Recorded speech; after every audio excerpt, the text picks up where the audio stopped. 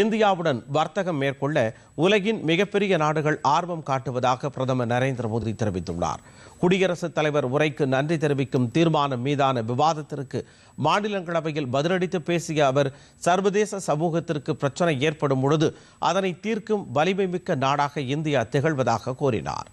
21ஆம் நூற்றாண்டின் இரண்டாம் கால் பகுதி வளர்ச்சியடைந்த இந்தியாவிற்கானதாக இருக்கும் என பிரதமர் நரேந்திர மோடி தெரிவித்துள்ளார்.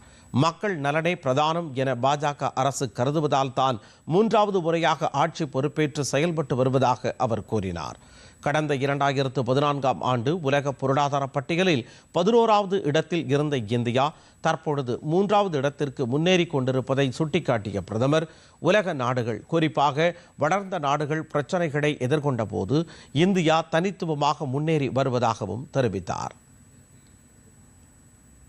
जब हमें देश की जनता ने सेवा करने का मौका दिया, तब फ्रेजाइल 5 के रूप में ये देश जाना जाता था. जब हमें अवसर मिला, तब देश आजाद हुआ, तब हम दुनिया में 6 नंबर की इकोनॉमी थे. लेकिन इन लोगों ने ऐसा एक हाल करके रखा कि 11 पे पहुंचा दिया. आज हम 3 पर जाने की दिशा में तेज गति से.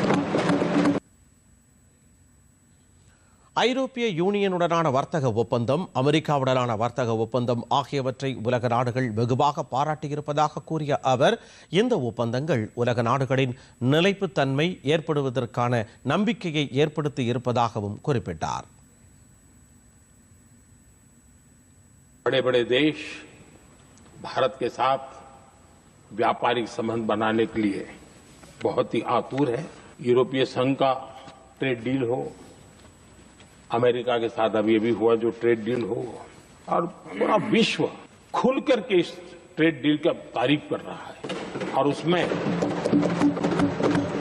जब यूरोपियन यूनियन के साथ ट्रेड डील हुआ तो विश्व को एक भरोसा हुआ कि अब वैश्विक स्तर पर स्थिरता की संभावना बढ़ेगी.